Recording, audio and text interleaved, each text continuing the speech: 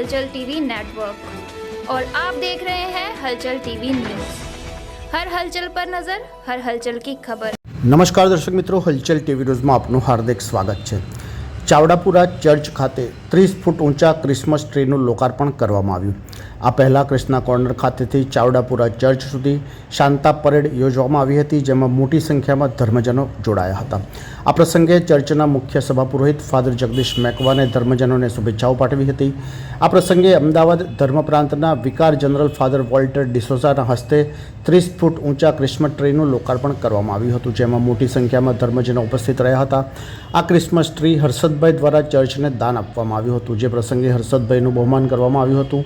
ચાવડાપુરા church ખાતે ધર્મજનોના રહેઠાણ પણ સુંદર રીતે સજાવવામાં આવ્યા હતા। લાઇટો ડેકોરેશન પણ કરવામાં આવ્યું હતું, ગભાણ બનાવવામાં આવ્યા છે અને દરેક ઘર ઉપર સ્ટાર એટલે કે તારો લગાવવામાં આવ્યો છે અને પ્રભુ ઈસુ ખ્રિસ્તના જન્મના વધામણા સ્વરૂપે તૈયારીઓ શરૂ કરવામાં આવી છે। આ પટાંગણ જોતા બેટલેહેમ યાદ આવે છે, તેમ ફાધર ડિસોઝાએ જણાવ્યું હતું। ચાવડાપુરા જીટોડિયા ધર્મ વિભાગ માટે આજે આનંદનો અવસર છે। ભારત એ આ 30 ફૂટ ઊંચા ક્રિસમસ ટ્રીને યાદગાર નાતાલ બની રહેશે, તેમ જણાવ્યું હતું।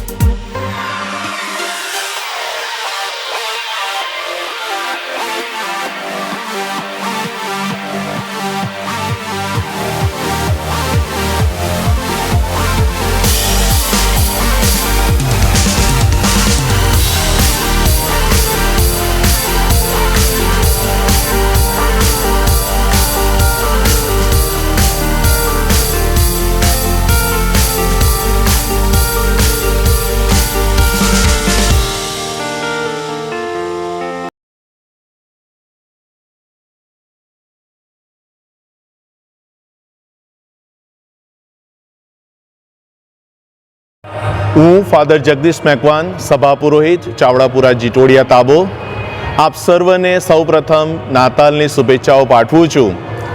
નાતાલ એટલે પ્રભુ ઈસુના જન્મનો પ્રસંગ। એમનો જન્મ એ સર્વ માનવજાત માટે મુક્તિની પળ બની ગઈ અને જ્યારે આપણે 25મીએ આ નાતાલનો તહેવાર ઉજવીશું એ પહેલાં આની શરૂઆત આજે અમારા તાબામાં કરવામાં આવી છે।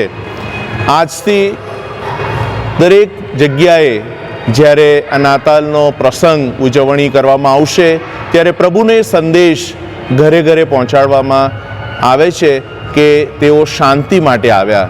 દુનિયાની અંદર બધી જગ્યાએ શાંતિ સ્થપાય, દરેક જગ્યાએ બધા જ લોકો પ્રેમથી જીવે, એ જ એમનો સંદેશ હતો।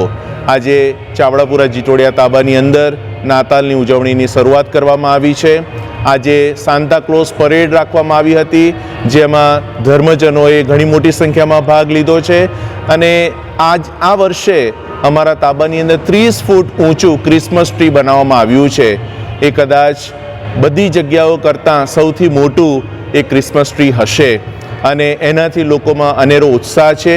આજે એ ઉજવણીના ભાગરૂપે આજે બધા જ અહીંયા ભેગા થયા હતા અને આજથી છેક 1 તારીખ સુધી આ નાતાલનો પ્રોગ્રામ અને એના કાર્યક્રમો ચાલશે। તો ફરી એક વખત તમને સૌને શુભેચ્છાઓ પાઠવું છું। ગભાણમાં જન્મેલા બાળ ઈસુ આપ સર્વને સારી તંદુરસ્તી આપીને આગળ ને આગળ તમારા જીવનમાં પ્રગતિ અપાવે, એ જ મારી અભ્ય પ્રાર્થના। ફરી એક વખત તમને સૌને મેરી ક્રિસમસ અને હેપી ન્યૂ યર।